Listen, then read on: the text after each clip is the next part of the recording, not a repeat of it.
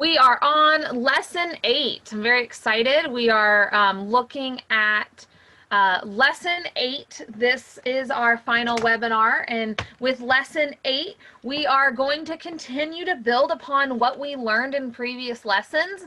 This one specifically builds right off of lesson 7. And as a reminder, all of the lessons are available to download on the website that is given to you in your email when you sign up. And that will be in the chat box if you were not able to download the lessons previously, but we are on lesson 8. We'll be working through this lesson together. This lesson does build on lesson 7. So as a reminder, in lesson 7, we looked at conditional statements. And with conditional statements, we made that slideshow of Panda with all of the different places Panda has gone while visiting on Earth. And we looked at some skills like rotation and if on edge bounce.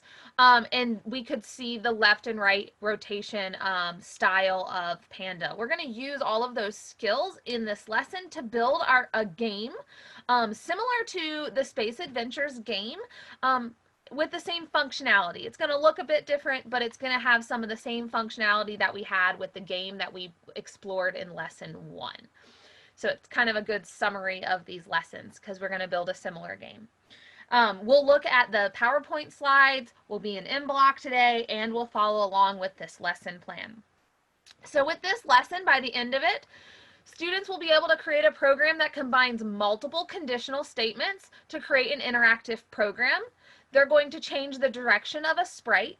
They're going to describe 2 ways to detect keyboard input from a user.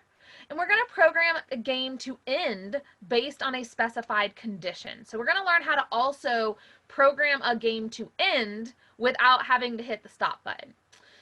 We'll combine our previous skills that we've learned and we'll create that interactive game. And our game is going to have a moth trying to avoid being eaten by a bat. Okay, students will program this moth to move using multiple conditional statements that detect when the arrow keys are pressed on the keyboard, and they'll program the game to end and stop all the scripts using a conditional statement that detects if the bat and moth are touching. So that's a little sneak peek on what we're going to do this lesson. As a reminder, you can use MBlock installed on your computer, or there is the MBlock website where you can use the software on the web-based platform. As we continue through the lessons, we have, remember, a warm-up. There's usually a guided practice, independent practice, and then a wrap-up with each lesson. So let's go ahead and jump into lesson 8. Lesson 8. So as we said in our previous lesson, we looked at conditional statements. I'm going to move over to the PowerPoint slides at this time, but you can follow along with the lesson plan if you would like.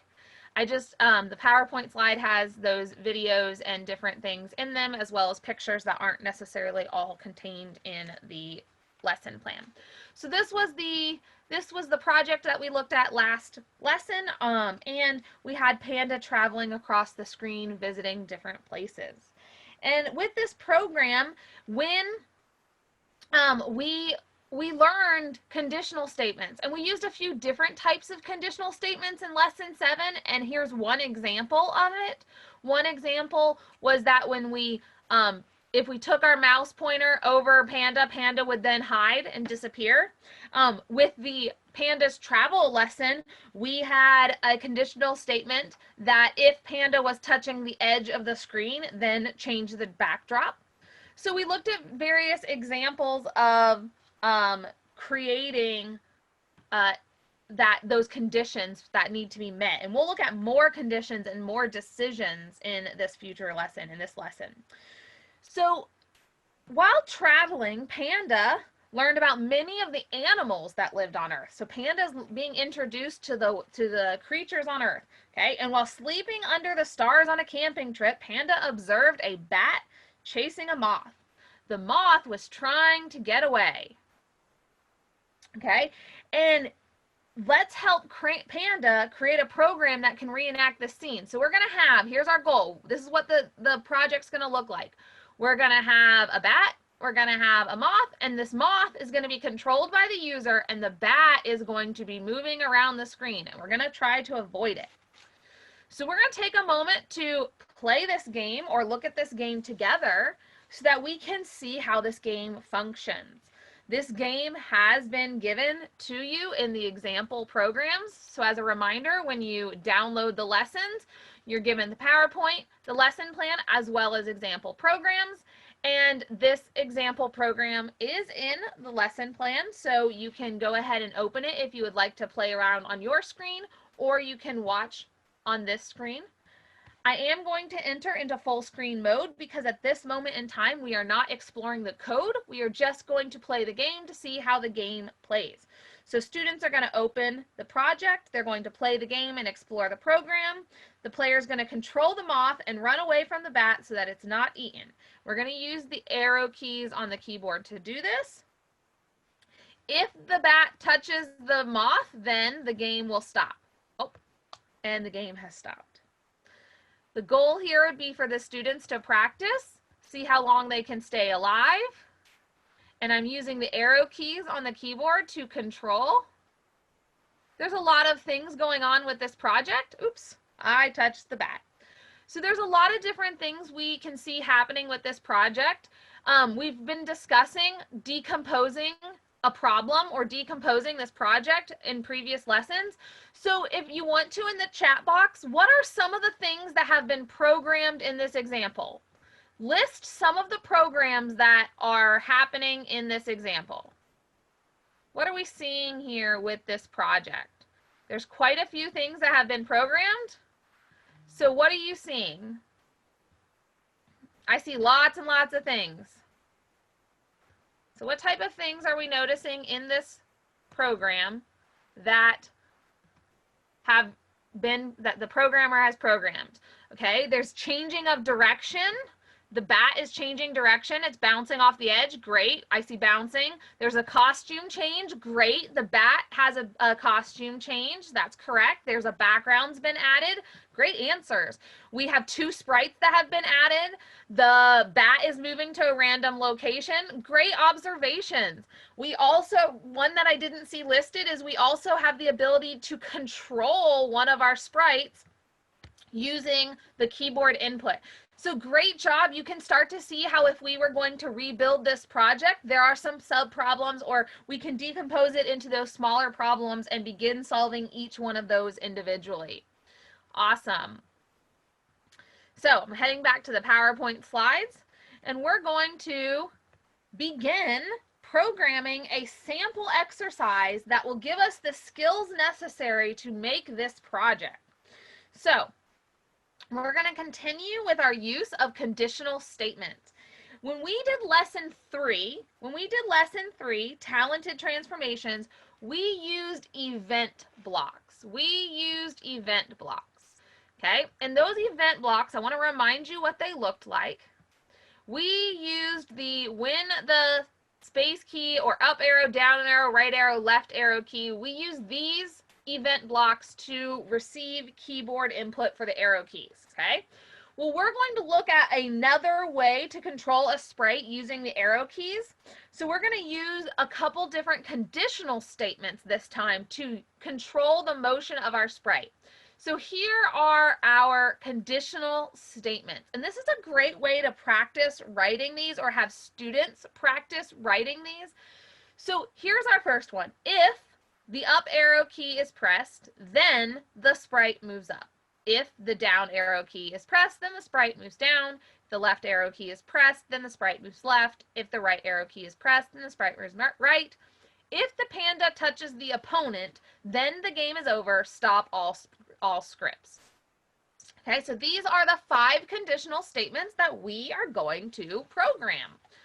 And that's a great way to write pseudocode. Pseudocode is the way of writing in your code in English or in your common language. And so in this case, we've written what we're going to program in English. And we didn't just say, I want the sprite to go up. We were a little bit more articulate using some programming vocabulary and concepts. We said, if the up arrow key is pressed, then the sprite moves up. It's very similar to the code itself, so we call it pseudocode. So we're going to look at changing the direction of a sprite. And we are going to use a new block to us, which is the Point in direction. Point in direction. The point in direction block will change the direction a sprite, will change the direction a sprite is facing. When we use the move block, so I'm going to go back to the lesson plan because this is some behind the scenes information for those of you who are teaching this with your students. Oops, too far. When we use the move block will move the sprite in the direction the sprite is facing.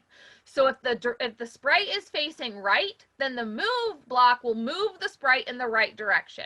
If the sprite is facing left, then the move block will move the sprite left. We have seen this in previous lessons repeatedly, that the move block moves the sprite in whatever direction it is facing. So we're going to learn a new block, which is the point in direction block, which is going to allow us to specify the direction that the sprite is facing, which will then allow us to move that block, move that sprite in that direction. And we've given you a little bit of helpful hints here that 0 is up, 90 is right, 180 is down, and negative 90 is left. And if we explore this example code, we're going to use conditional statements. If the up arrow key is pressed, then point in direction up, move 5 steps. If the down arrow key is pressed, point down, 180, etc. Okay? We're also going to use a sensing block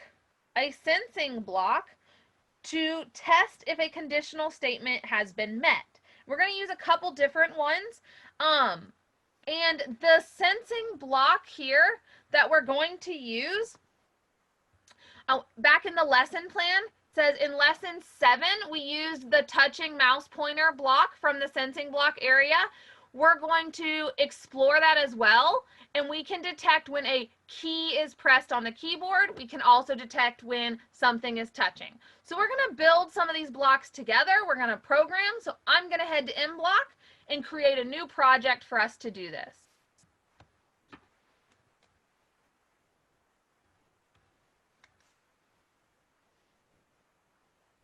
So remember, when we create a new project in MBlock, we need to be on the Sprites tab in order to be programming our sprite.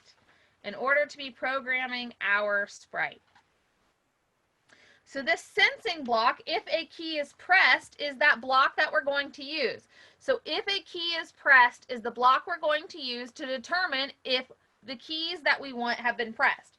Now, we're going to use the arrow keys to move Panda around the screen. That's our task, our challenge. We're going to use the arrow keys to move Panda around the screen. So when the green flag is clicked, and I like to pull all my blocks out, so I'm going to begin to pull all my blocks out. Okay, so we're going to need a forever block, an if block, and I'm just grabbing all of the blocks that we need. In the sensing block area, we need the key pressed. And in the motion block area, we will need move and point in direction. Move and point in direction. So these are all of the blocks that we are going to need to build our program that, for the first part, if we break this down even smaller, we want to address the conditional statement, if the up arrow key is pressed, then move up. That is what we are solving right now. If the up arrow key is pressed, then move up. Okay? So as a reminder, if we wanted to check if that condition is true repeatedly or continuously, our conditional statement must be inside of a forever loop. So we wanted to check if the condition is met, if the condition is met, if the condition is met. We want it to forever repeat that question, that conditional statement question. So forever repeat if the condition is met. Okay, what's our condition? We said if the up arrow key is pressed, then. That's our condition. If the up arrow key is pressed, then. Well, we want it to move, and we're going to do 5 steps. But if I were to play this right now, which I'm going to, so you can see the program in action, if I press the up arrow, what's happening? Uh-oh, uh-oh. If I press the up arrow, Panda is moving to the right. That is because I need to put in front of my move, this is where that sequencing comes into play, because I want it to point up, then move. And up is 0. When you use the point and direction block, there is also this diagram, this compass that lets you choose a direction as well. So you can choose a direction or you can type in the block. So now when I press the up arrow key, Panda points up and moves. So I would like for you to do or try to go ahead and add the left, right, and down. The left, right, and down. So on your own, you can try that. I'm going to sit here and do it, but I'm not going to give directions. So you can watch if you would like, or you can do it on your own. But I'm going to go ahead and work through the down arrow. And you can see how quickly it is if you duplicate your blocks. Zoom out a little bit. And you can go ahead and get your left, right, and down arrows programmed to receive that user input. To receive that user input of the keyboard, the arrow keys being pressed. As always, each time that you write a program that solves part of our project, you should test your program to see if all of your conditions function. So I have written 4 conditions, so I'm going to check the up arrow, the down arrow, the left arrow, and the right arrow to make sure all 4 of my conditions are correct. One thing to know is when your learners begin to copy and paste, a lot of them copy and paste very quickly, or duplicate in this case very quickly, and they'll forget to change. So let's say they forgot to change the right arrow. And so when I press the right arrow, I'm pressing the right arrow. It might be incorrect. So you want to make sure your learners are paying attention and testing their code as they progress through. It can be very challenging to program the entire project and then try and solve problems. It's much better to troubleshoot, test, and troubleshoot all of your program as you go along, okay?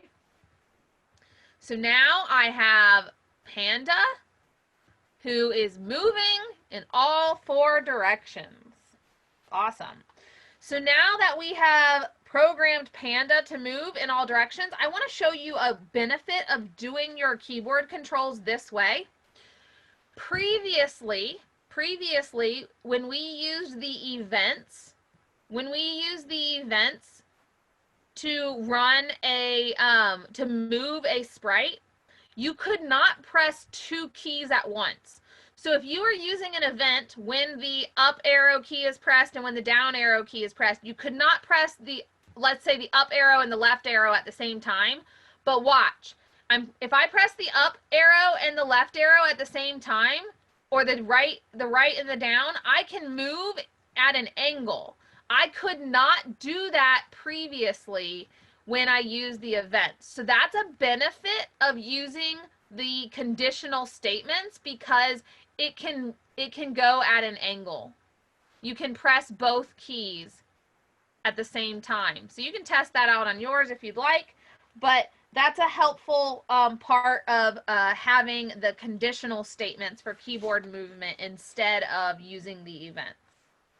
Okay, so now that Panda is able to move around the screen using those keyboard inputs, we're going to create an opponent for Panda to avoid. So we're going to add another sprite, and it's going to be something that we want Panda to avoid.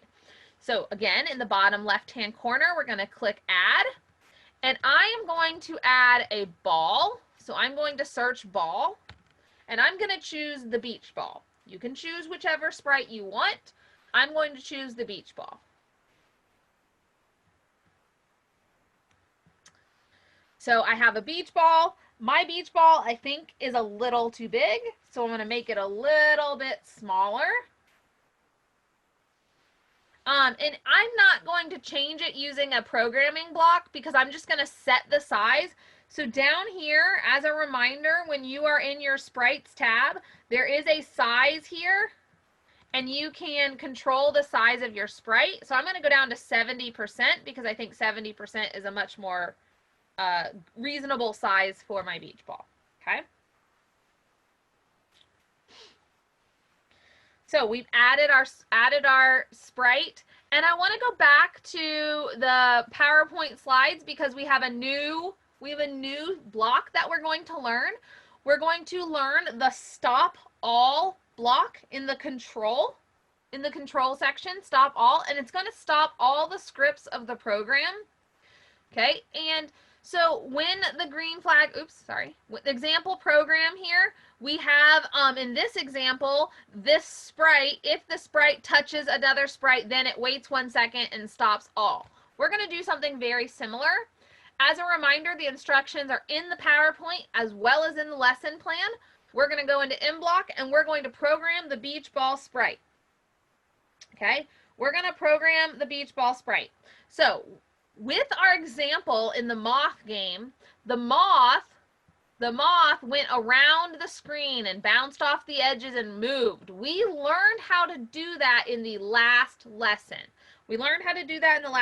So let's program this ball to move on its own, and then we will program it when it touches the panda to stop. Okay? So when the green flag is clicked, we're going to start with the forever, because I'm going to do slightly different than the instructions. Forever, move 5 steps. Forever move 5 steps. And I'm going to go ahead and play that. Okay? And then we're going to throw in there, what was that block that we used in the last lesson to have the ball bounce off the edge? Where do I find that? What color is it? I can't remember. Can someone help me in the chat? Where do I find the block that's going to allow me to have the ball bounce off the edge and go back the other direction? It's blue. Great. It's the dark blue, so it's the motion. Good job. And if we scroll down in the motion, we will see, okay. I accidentally told mine to point in a different direction. Sorry, hold on. Okay. If we scroll down, it's not letting me scroll. If on edge bounce. So I'm going to play this now, and we're going to see what happens. Okay. Well, that's not very fun. The ball's just moving back and forth across the screen. That would be pretty easy for Panda to avoid because Panda can just go up here and just hang out and he'll never be touched by the ball. So this is an important part of this example code. The example code has a few other blue blocks there, so let's see what they do. If we, at the beginning of our program, point in a direction that is an angle, any type of angle that's not up, down, left, or right. So in this example, we did 45 degrees. You can choose any angle. Any angle will work, but the example uses 45 degrees. So now when I play, the ball now goes off at an angle, and now I actually need to try to avoid it. Okay?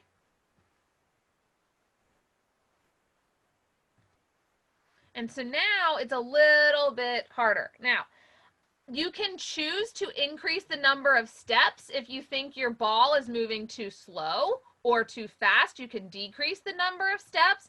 So the number of steps that your ball is moving is what will change the difficulty level because it will move faster or slower. Also, you'll see in the example that they set the rotation style to left and right so that the ball never turns upside down. That is your choice. You can choose to do that if you would like to. It is in the instructions and in the example.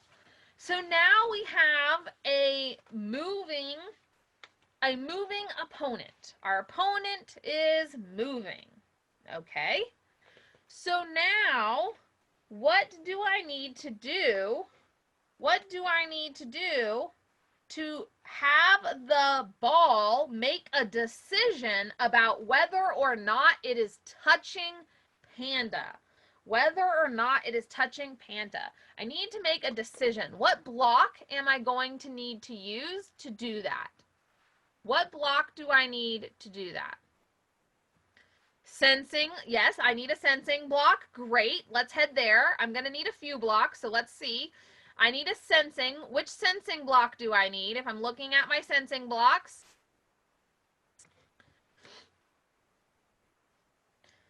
yes, the touching. As a reminder, the touching block. When you get the touching block, you will see a drop-down list. We can touch the mouse pointer, the edge, or any other sprites. All of our other sprites will be here. So if I have 5 other sprites, all 5 will be listed. So touching Panda. Somebody else said I need an if statement. Great. I'm going to head over to my if statement. If statement, my conditional statement from the control. So that goes inside of my forever loop. Oops. So if touching Panda inside of that moving, so it's going to forever move, it's going to forever move, and it's going to forever check, is it touching the Panda? Okay? What do we want to happen when we touch the Panda? What do we want to happen when we touch the Panda? We could have, somebody said hide. We want it to stop everything. That's what we're going to do. We could have it hide. That's a great addition to the program. It's a great addition. But we're going to have it stop everything. Okay? We're going to have it stop everything. Somebody did say in the chat we could have it hide. That's also a great example. We could have it hide.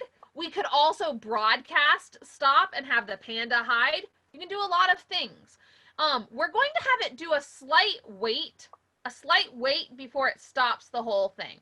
So now, oops, let's try that again. Oops, see, hiding's not, I gotta show it. If I hide it, I gotta show it. Let me take that hide back out. Hold on. Okay. There we go. Okay. What's wrong? I'm hitting the green flag. Why is nothing happening?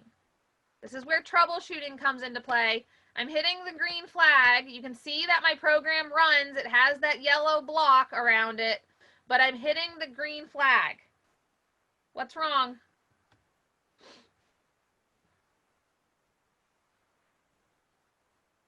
Oh, look at that. You see it. Some of you are seeing it. When I am starting my program, are my Panda and my ball touching? Yes, they are. So when I start my program, they're touching. And if they're touching, it stops the whole program again. What would solve this problem? What would solve this problem?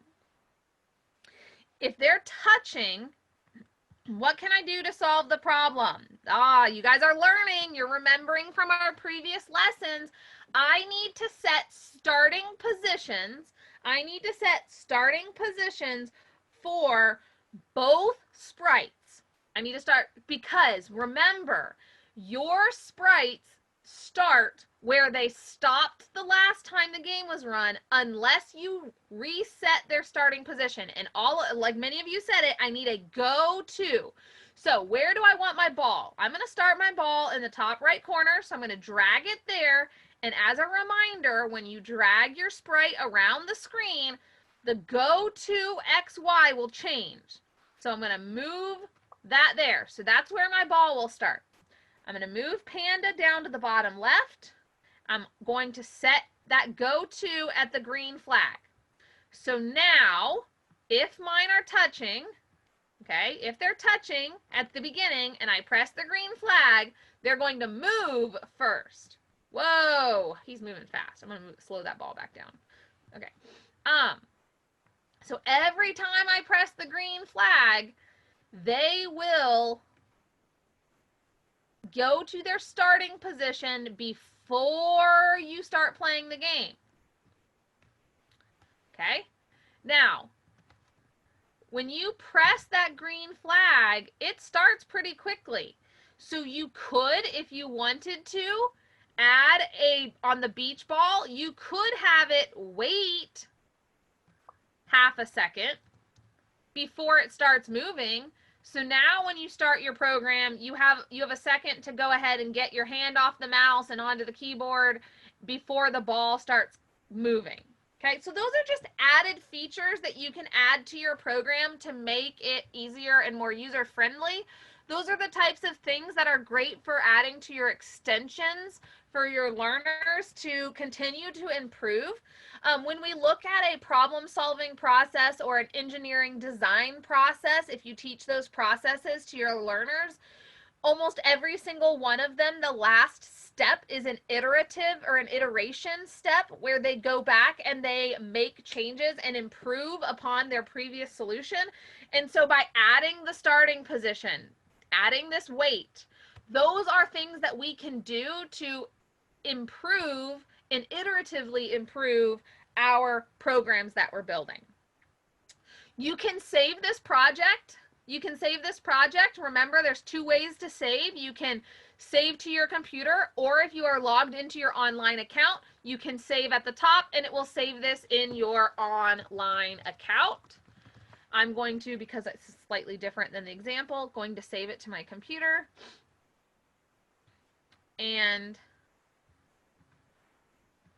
I want to open up the example project that came with the files. The first example is very similar. It's the one that's in the instructions. And you can see here it is with a starting position and Panda. Now, what's different about this Panda? We didn't program Panda to do this. This is one of those iterative improvements. What's Panda doing? What's different about this Panda that our Panda did not do? Did we see that? I'll play it again. There we go. Some of you are seeing it. When Panda is walking, what's happening? Panda is programmed to change the costume. That's pretty awesome. Okay, so Panda has a costume change. How was that done? Well, if we look at the code for Panda, it's a very simple addition. But next costume was programmed into each one of these. Panda also moves a little faster in this example because Panda's moving 10 steps instead of 5. So you can see how solutions may vary and be a little bit different. Your learners might program things a little differently, but you have Panda and you have an opponent. Another thing to notice is that when this beach ball was placed into this project, this sprite was renamed. We have not learned this yet, but you can rename your sprites. When you have a sprite selected, you can rename the sprite name right here. On the Sprite tab, there's a box there where you can change the name of your sprite. So this sprite, the beach ball, was named Opponent. Okay.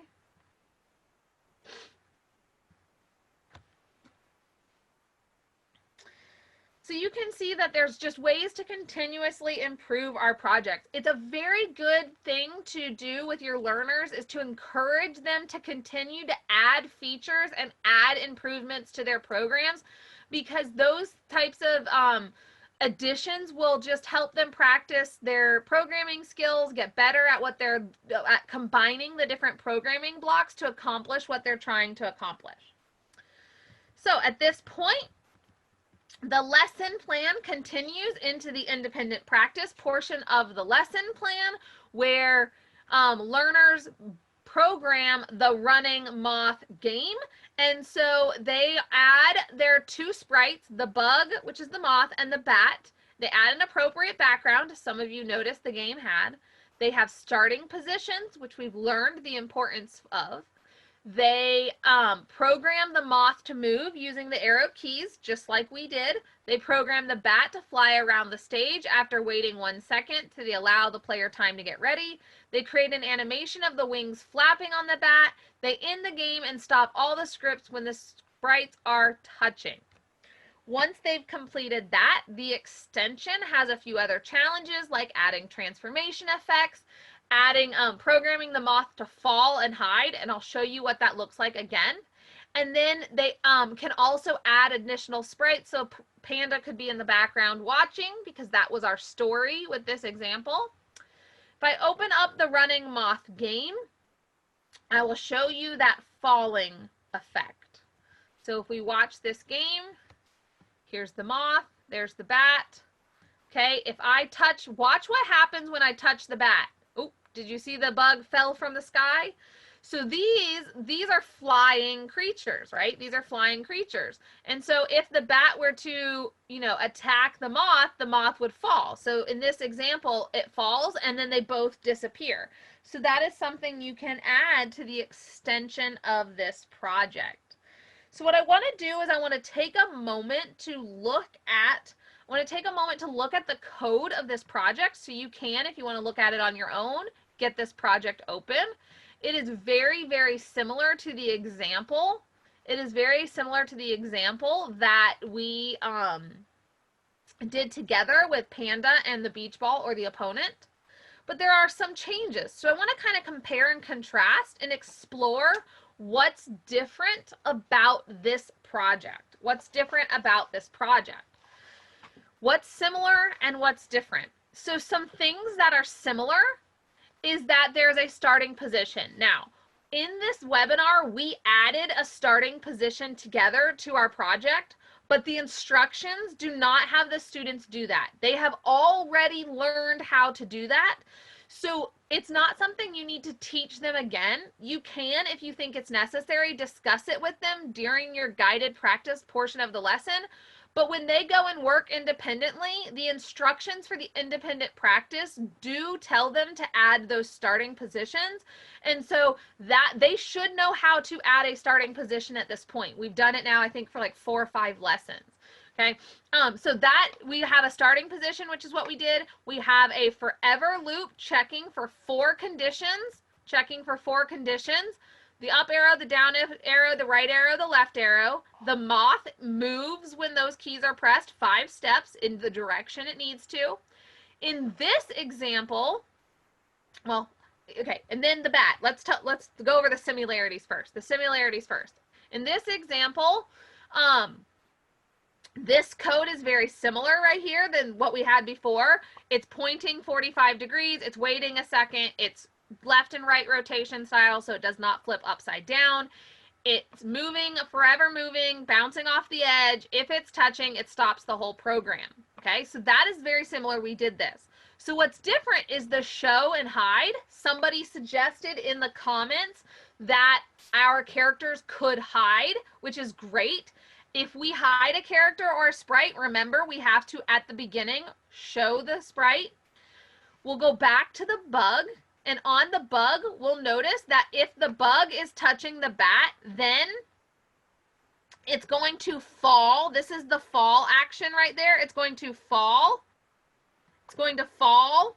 Repeat 10, it's going to go down 10 steps. 10 steps is going to go actually down 50 steps. And then it's going to hide. Going to hide.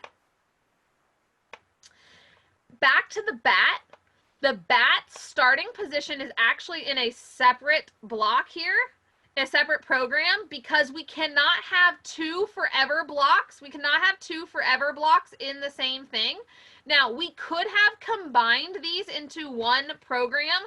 It would work to put this here, but the problem would be that in this example, with having this abstracted, is what that's called, by moving it out to its separate, we're able to control the timing a lot more. If I were to put this inside of this forever loop, now I'm waiting 0.2 seconds between every time I move. And I don't want to do that. I don't want to wait to move. I don't want the moving to wait. I only want the costume change to wait. I could put the next costume here And if I put the, oops, not there, sorry. If I put the next costume here, the costume's going to move very quickly. See how quickly, oops, hold on. Sorry, I keep pressing it a few times. See how quickly the bat is moving over here? That's like a little bit too much. But then if I put the weight here, now look how slow the bat is moving. So we have to separate these out into two different programs. And that's a problem that your learners might need some assistance with. That they might need some assistance with. I would hope that by lesson 8, many of them would be able to solve that problem because we've been doing so many examples by this point. But that's the reason why this is in two different programs. And they put the go-to starting position on this one. We could have put the go-to starting position over here. That would also be correct. Both of those are fine as long as the starting position is set. So either one of that is fine. It's just the important thing there is the important thing is separating out that costume change and the movement into two separate programs so you can control the timing of the movement and the timing of the costume change separately. We've definitely used both the steps as well as the weight to time those animations and movements in previous lessons, and now we're combining that onto one sprite into this project. They can add a title like we did in the last lesson. There's lots of additional things they can add to enhance or improve. They can have the backdrop change. We learned how to change the backdrop in our previous lesson. So if I wanted to change the backdrop to the camping scene, because that's what we said Panda was doing, we could set the starting backdrop at the beginning of our game. Was it? I don't remember which one it was. Hold on. It is Forest Night. And so we can change it to the beginning of our game. Yep. And then when the game is over, so if they're touching, we can switch the backdrop to the camping scene because Panda's now done. And then you can have, so when they touch, the backdrop will change. So you can change and continue to add all of those different things that we've learned in previous lessons to continue to make this more improved and make a good user experience, make it fun. Those are great things to encourage your learners to do to enhance their project. So as with every lesson ends with a few quiz questions. So let's go through our quiz questions. So from the following options, which block can stop the action of all sprites? So which of these blocks did we use to stop all sprites, all actions?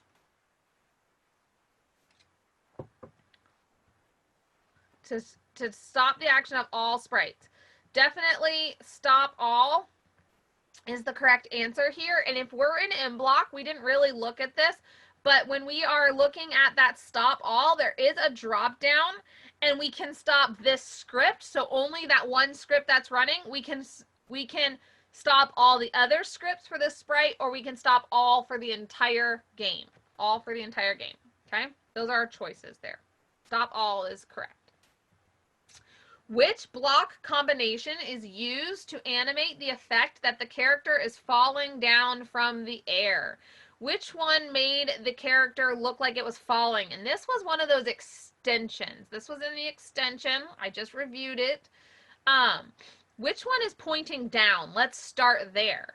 There are 2 of them that point down and 2 of them that do not point down. Which ones are pointing down? So we'll start there. And then we want it to fall, so we want it to go more than just 5 steps. We want it to fall and go more than 5 steps. So the correct answer for this one is what? You can put that in the comment. Great. B. Pointing down is 180, and then it needs to repeat the action more than once to fall, not just go down. Okay. When pressing the C key, what will the character say? When the C key is pressed, what look A, correct. Great job. Okay, last question. Last question. Pressing the blank key can realize the effect of stop all running programs immediately. Immediately. Which key will stop all immediately?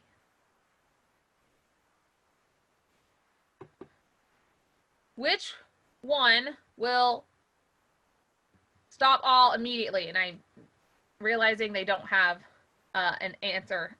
It's when which key is pressed. So that's your answer you're looking for. This is a fill in the blank. So is it the up arrow, down arrow, left arrow, A, S, or right arrow? That's they're not lettered. Okay. So I'm getting a lot of them saying the right arrow. The right arrow. Okay.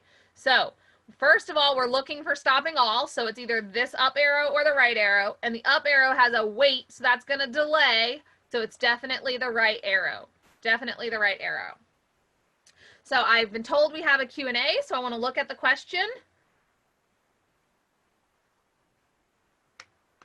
So we do have a question in regards to enhancing this project a little bit. And I can demonstrate the question being asked. So let me go back into MBlock. And I'm going to do this in a new project just because I think it'll be easier to see it there.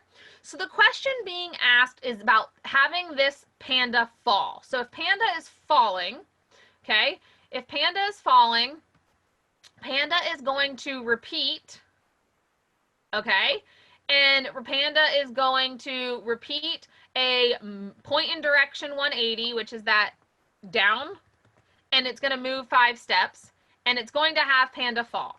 Okay, this is a simple program. Panda falls. Okay, and I'm gonna actually have, just because panda looks kind of funny there. Okay, so panda falls. Panda's falling. Okay, but the question is asking, what if we wanted it to fall until it got to the bottom? Fall until it got to the bottom. So we could have it fall forever. Fall forever, okay? But if it falls forever, remember it kind of gets stuck there, but this program is still running. This program hasn't stopped. So could I use a condition? Could I use a condition to stop this? Stop this. So there's a few ways to do that. The one way we've learned so far is if touching edge, then stop all. Okay, and let me set a starting position because he's gonna touch the edge at the beginning if I don't. Okay, let me set a starting position. Okay, so now when I run this, watch this yellow border. Oh, he touched the edge and the yellow border stopped. He's now standing on the ground, right? Let's play that again. Okay, he's falling, he's falling, he's falling. If he's touching the edge, then stop all. So that is one way you could program the fall. The difference there is that in the previous example, we already had an if touching the bat. So we would have to say if touching the edge, then put that this if statement inside of if touching the bat. That can get a little complicated. So the question that was being asked is, could you use the wait until or the repeat until blocks? Yes, you can. We have not learned these. These are not taught in the lesson yet. We have not taught these in, these are not included in these lessons actually, but they are additional blocks that are available. So instead of if touching edge, we could say, we could have used a repeat until, repeat instead of a forever, repeat until touching edge, repeat until touching edge, then stop all. So when I play this, it will repeat until it touches the edge and then stop all. So there is a repeat until, which is a loop that repeats a condition until the condition is met. It repeats the blocks inside until a condition is met. So yes, those are two very powerful and very useful blocks. They're just not the blocks that were taught in this lesson. But yes, those are very, very useful. That was a great question. to ask. Did I fully answer that question, Rudolph, or do you have more question there? Let me know, Rudolph, if you need more answer to that or if that was good. Okay, great. So those are some options there for continuing to add to the blocks.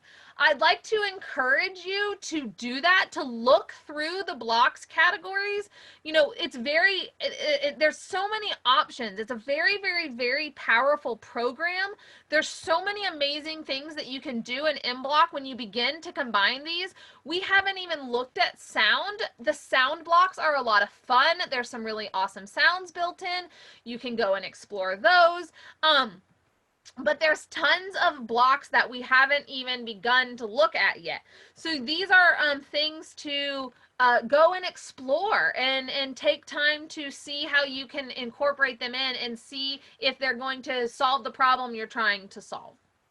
So with that, I am going to pass the lesson back to Christy. We have a few things to share as we close out the webinar series. So I'm gonna go ahead and stop sharing my screen and pass it back to Christy. Unless, Christy, you want me to showcase the sharing on my screen and not yours. The website. Will you do us a quick favor and quickly show again how to post to the community? Yep. That's what I was wondering. Okay, so as a reminder, when you create a project in MBlock, there are two ways to save it. You could save it to your computer, or you can save it to your account.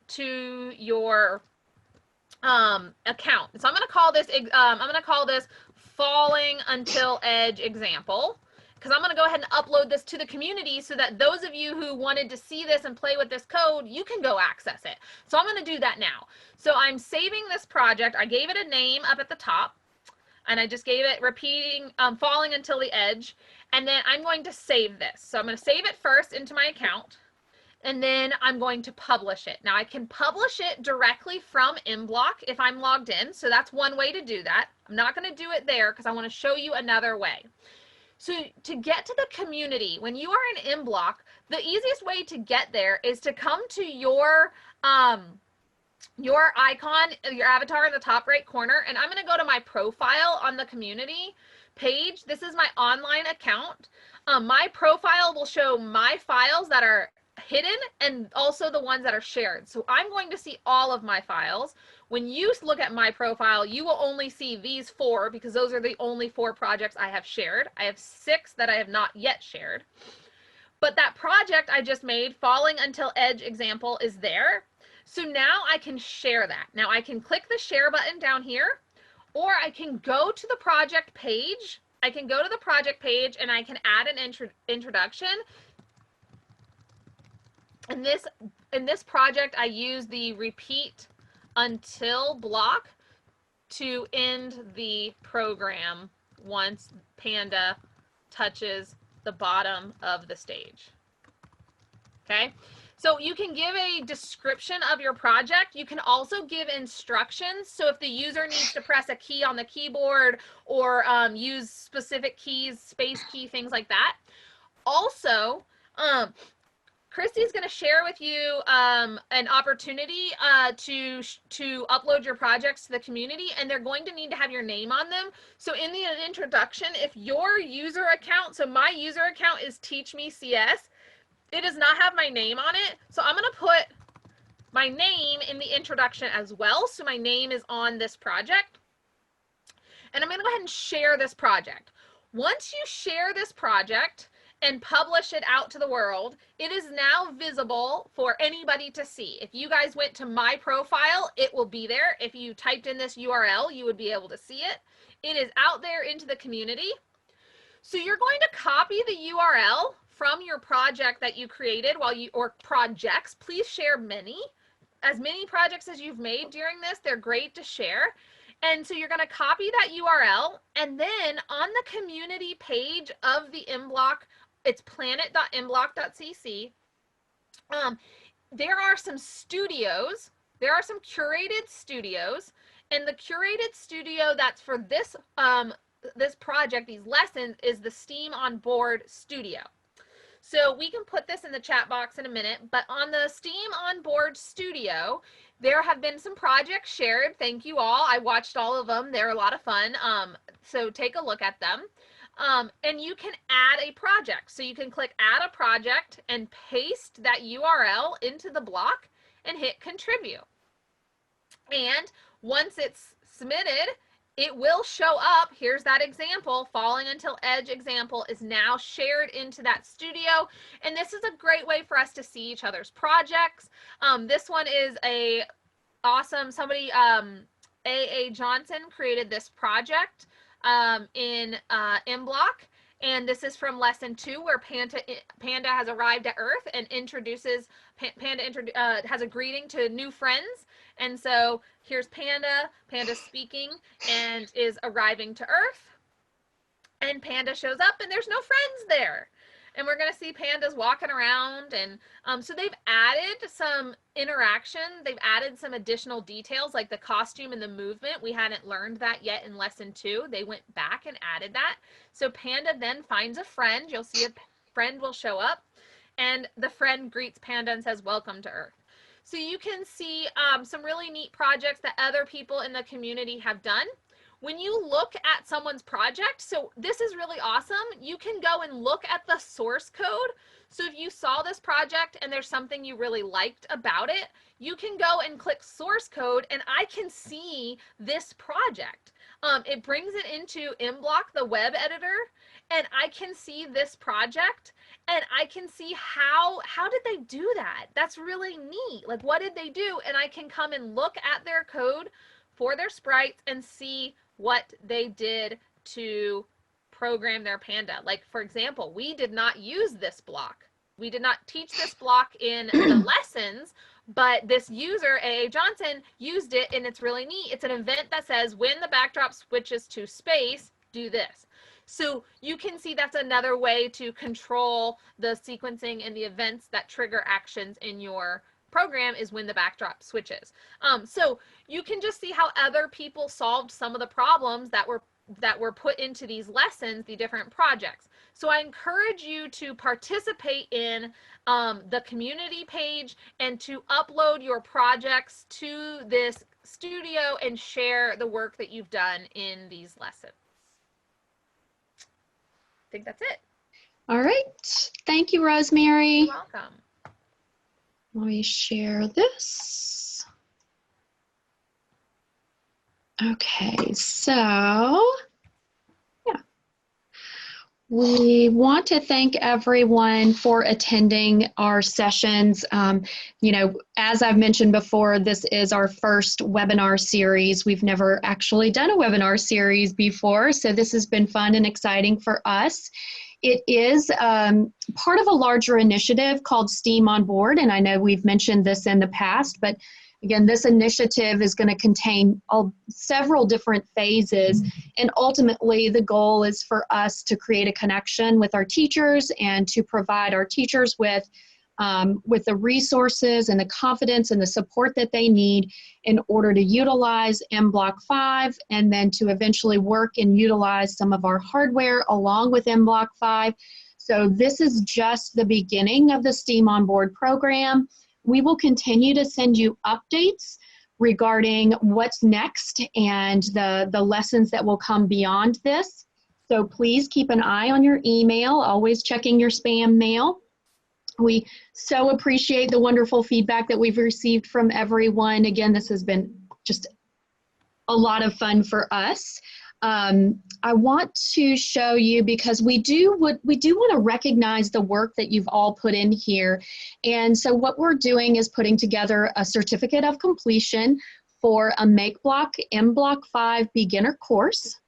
If you submit your final project, as Rosemary just showed us, to the project gallery for STEAM on Board, and make sure that you put your name there, and if you've at least attended one of our webinars, we will send you a certificate of completion for the makeblock 5 beginner course. And so keep an eye out for your email for the further instructions, just in case you need the extra support for how to post your project Again, my email is always on those emails as well. You can reach out to me to get support there. And remember, this is a part of the larger project, STEAM on Board. So there are more lessons, and I know we've mentioned that in the past, that there's a total of 16. This is just the first 8. So these are the 8 that will be part of the webinar series, and we will provide additional instructions for how to access the additional lessons and where to get support for those additional lessons. So we're not going to leave you hanging. There will be options for you for utilizing those lessons and gaining the support you need so that you can turn around and present and deliver those to your learners at home or your students out in the field. Is there anything else that you wanted to say, Rosemary? I know we've got our feedback form here. We always appreciate the feedback, and anything that we can do to help make the next couple of phases for this program even better, we really appreciate that. I've placed the link to the feedback form. Thank you all for attending. It's been a lot of fun teaching you these lessons. I do encourage you. I think you have a really strong foundation if you've worked through these 8 lessons. And I think the following lessons really hold your hand through the next couple skills. They do continue to teach new stuff. So I encourage you to don't stop here. Download the future lessons and enjoy working through them. Again, have some fun looking at the projects in the community and share yours. I want to see what you guys are doing. So definitely contribute. We want to see each other's work. Even if you're still if you just got started on the lessons, we want to see what you're working on. So yeah. Thank you. I've had fun. Do we have any final questions from anyone in the field? I know that you guys have kind of already opened that up, but you're welcome to come off of your microphone and ask those if you'd like.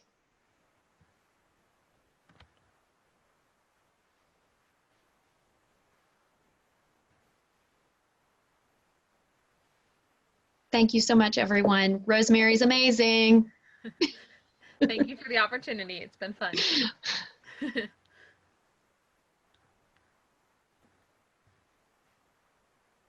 And again, feedback. We do read and listen to your feedback. So when I see some of you are excited for what's to come in the next courses. If you have any requests or those types of things, if you want it to be considered as we plan and move forward with STEAM on Board, please go ahead and provide that feedback in the feedback form. We hope to one day be doing face-to-face things. One day. When we all get to see each other again. Right. Big hugs. Yes.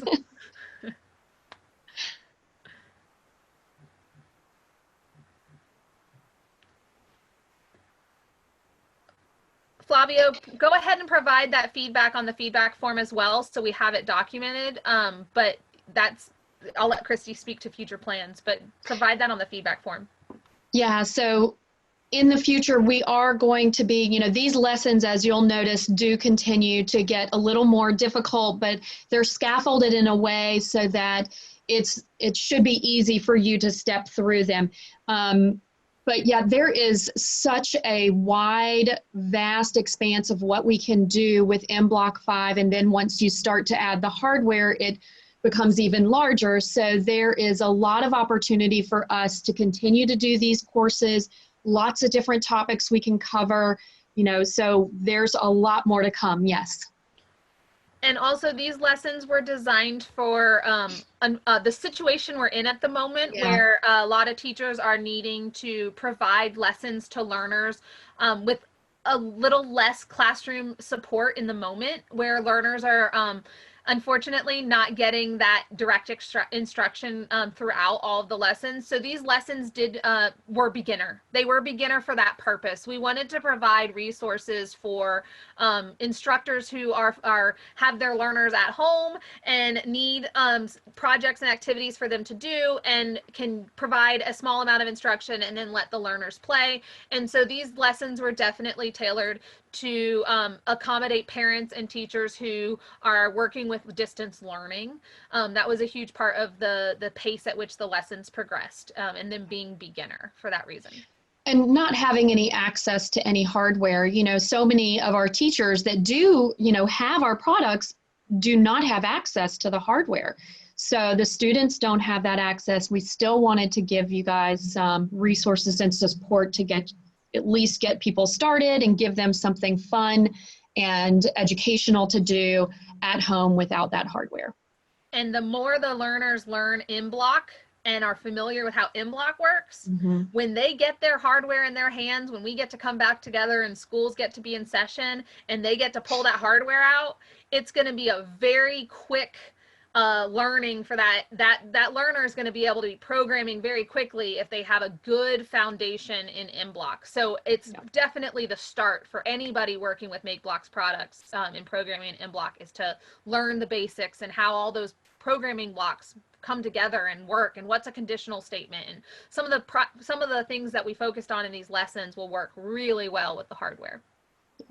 And Hallie, yes, that is a part of this, is that through the development of STEAM on Board, we will be developing full teacher certification. So, you know, stick with us, stay with the program, and we'll be working through that process.